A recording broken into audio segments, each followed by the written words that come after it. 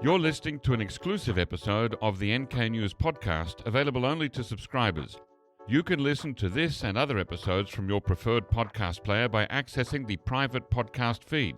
For more detailed instructions, please see the step-by-step guide on the NK News website at nknews.org/private-feed.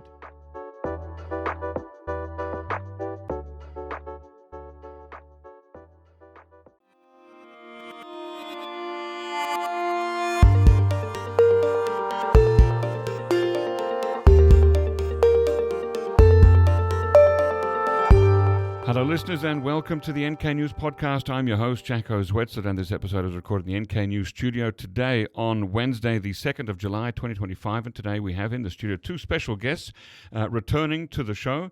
First we have Professor Andrei Lankov from Kookmin University, and then we have my colleague and friend Anton Sokolin from NK News, and today we're here to talk about the tragedy of East Asia in the 20th century, nationalism, war, communism, exile and loss, as seen through the remarkable saga of one Russian family, the Yankovskys. And this is inspired by Anton's June 20th story. You'll find it on NK News, The Improbable Tale of the Russian Tiger Hunters Recruited to Kill Kim Il-sung. It's a great story with great photographs. You'll find it on the website. But Andrei, you know that I've been fascinated by the Yankovsky saga since 2004. It's not a very well-known story, but it has been out there. But let's get into it. Look, in thinking about how to approach today's story, I tried to summarize it. Now, this is how it seems to me. It's a family of originally Polish nobles exiled to Siberia, ends up running a tiger hunting resort in colonial Korea, and later finds itself negotiating with Soviet and American intelligence officers while trying to avoid being imprisoned in a gulag. What do you think? Is that a fair summary? Andrei, why don't you start off? Well, basically, I would say it's a fair summary, but it probably makes them more independent than they really were. I would not say they were negotiating as if they were equal. Mm-hmm. They were looking for, first of all, ways to survive, and for their own place in the then going political and ideological worldwide struggle. And frankly, I think they, in spite of their Russian origin, they will definitely associate themselves with the United States in, say, the late 1940s. Then it was much more preferable to them than, say, Soviet Russia under Joseph Stalin. Okay, Anton, what do you think? Well, I think it is fairly a fair summary, but indeed we need to point out that there was a lot of agenda surrounding the Yankovsky story. And first of all, yes, they are of noble descent, right? They are what we call white Russian emigres. Let's just explain what white Russian is. This is not a racial characterization, and it's also not a drink of choice of the dude in the Coen brothers movie, The Big Lebowski. It's not that white Russian. It's the Russians who were on the side of the Tsar in the civil war of the late 1910s. Right, it's a Russian aristocracy. A bit more complicated, because a significant part of them, maybe majority, were against the Tsar. Okay, but they were anti-communist. It was a very broad coalition of everybody who disliked the communists. Right, so you were either red or white. Absolutely, red, Russian, white, yes. Right. Okay, so and that's the white, dichotomy. including everybody from the extreme right, extreme monarchists who were a minority. Mm-hmm. Later, the communists tried to make a kind of propaganda statement that most of the white were dreaming about return of the monarchy. It was not the case. To modest socialists. Okay. Just to remind our listeners, there were two revolutions in 1917 in Russia, right? There was the first bourgeois revolution in February, and then the one that became October? Yeah, the October Revolution. Right. And it's two different cases where the first one addressed specifically the issue of the inequality, like the representation, right? So that basically bourgeois, or even aristocrats, like just Professor Lankov said, they were against the Tsar's rule. And only at a later stage, we had the October Revolution where the communists actually took over. So it's a bit different. And regardless of that, emigres, Russian emigres, that was essentially people that were fleeing from the Bolsheviks in the first place, and they were against the Communist Party.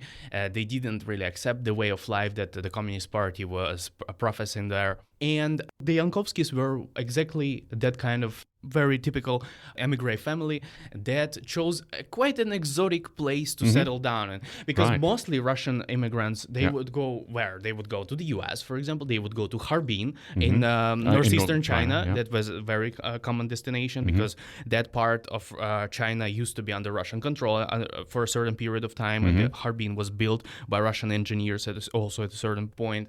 And Shanghai as well. There's a large community of white Russians in Shanghai, some in Japan. Indeed. But again, I just want to return to the fact that there was a lot of agenda surrounding them. So they were anti-communist. That's first thing. The second thing would be that they did have a certain good relations with the just Japanese authorities back then. It wasn't out of thin air that they materialized in South Korea. There was a connection there. And probably the third thing is their relations with Soviet authorities, because, well, some of them fell victim of Soviet propaganda, believed whatever the Communist Party was throwing out there through their propaganda channels. Some of them returned to Russia and ended up, well, sent to gulags. Some of them were taken to gulag, and as we will probably discover today, that one of the main characters of this story, and actually his father and his brother were sent to Gulag. And these memoirs, they were written way later, at a later point, and of course they were written by the victim of the Gulag system that also carries a certain agenda there. And to be honest, we are basing this story on multiple accounts, different researchers, but the primary source is Valery Yankovsky's memoir. And in that book, he does paint a very black and white picture, whereas his people, which may include white aristocrats, nobility, whatever authorities that they were interacting with, as good for colonial authorities, I mean, and everybody else are given either a neutral depiction or they are painted in very dark tones.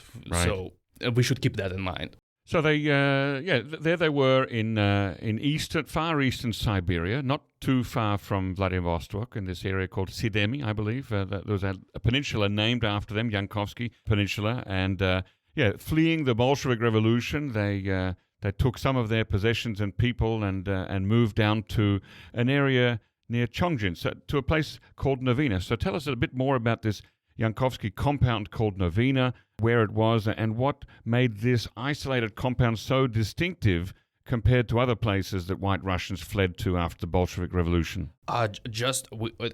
We need to provide a bit of background how they managed to build this sort of estate, right? To give them some certain credit, they were very versatile, and they had very good history of surviving in Siberia, building things in Siberia from the scratch, and this experience definitely helped them to settle down in North Korea, in the northern part of Korea at the time.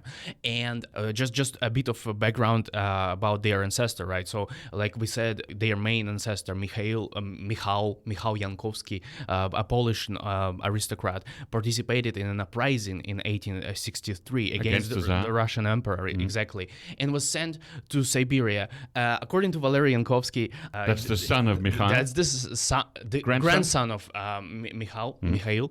His grandfather was made to walk all the distance from basically modern-day Belarus to Siberia.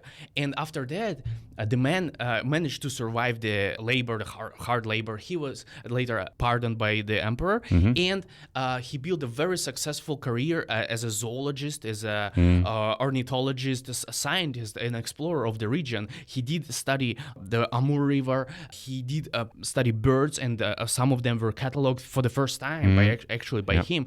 Some of them are named after him. And butterflies as well. So it's a big achievement. And he was also known as Nenuni, right? In Four Eyes in Korean. There's the local Korean residents that were kind of settlers that moved to Russia, called him back there because of his ability to shoot over his shoulder, or ride in horseback, shoot Chinese bandits or tigers as well. And building on that, so they had a solid foundation thanks to Mikhail.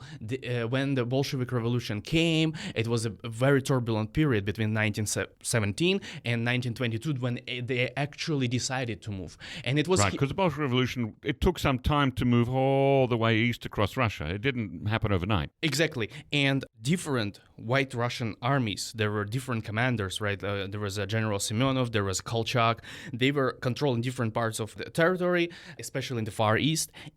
But the Bolsheviks were encroaching eastward, and it was a very turbulent period because the American forces, the U.S. and Japan, they sent their intervention forces to sort of prevent the encroachment of the Reds.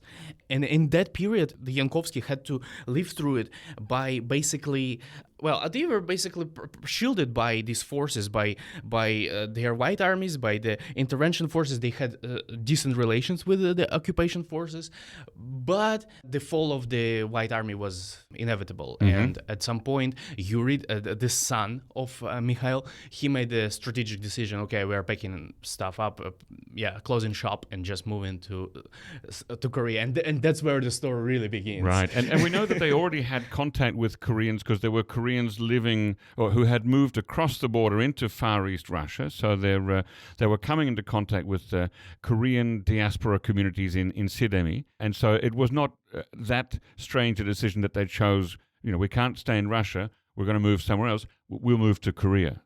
Indeed, and also considering that they had decent working relations with Japanese authorities that helped them settle down. Right. Valery Yankovsky recounts this story that back in the day when they were still in Vladivostok, mm-hmm. so it's already the Civil War period, 1917, 1922, mm-hmm. when they hosted a Japanese student living with them, basically studying Russian, who later rose to be, just conveniently, of course, rose to be a police officer stationed in Chongjin, the very destination where they would end up at.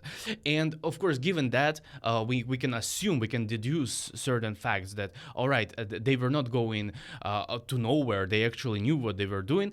It was very hard to settle down there. There were, of course, financial difficulties, because they needed to tend to themselves. They needed to build all the houses and everything from the scratch. And a few years, they were quite difficult, to be honest. And it's quite understandable. But at the same time, they did manage to build a very successful estate focusing on hunting mm-hmm. and deer breeding. This hunting part is very interesting. It's really of note because Mikhail's, Yuri's sons, Valery and Arseny, they would actually take foreign tourists from all over the world, from the US, from Sweden, from the UK, on these so-called Eastern safaris to hunt tigers. And, tigers were becoming scarcity in Korea already at that time, and people were ready to pay a good dime to go on that kind of trips. And probably at this point, since we gave you a little bit of an overview what it was like to settle down there, we can move to describe their lifestyle, etc. Yes. Now, before they were forced to flee the Bolsheviks, as I said, they were in contact with these Korean migrants. Now, a 1981 short story published in a Korean diaspora newspaper in Kazakhstan, a story that I once translated poorly, features a character named Yurike, a Russian landowner in Siberia, who aligns himself with the Japanese and imposes harsh tenancy fees and violently represses the local Koreans. It seems very clearly modeled on the character of Yuri Yankovsky. What might such a portrayal tell us about how Korean migrants in the Soviet Union remembered the White Russian presence in the Far East? Curious to hear the rest? Become an NK News subscriber today for access to the full episode. Head to nknews.org/join for more information. If you're already a subscriber to NK News, you can listen to full episodes from your preferred podcast player by accessing the private podcast feed. For more detailed instructions, please see the step-by-step guide on the NK News website at nknews.org/private-feed.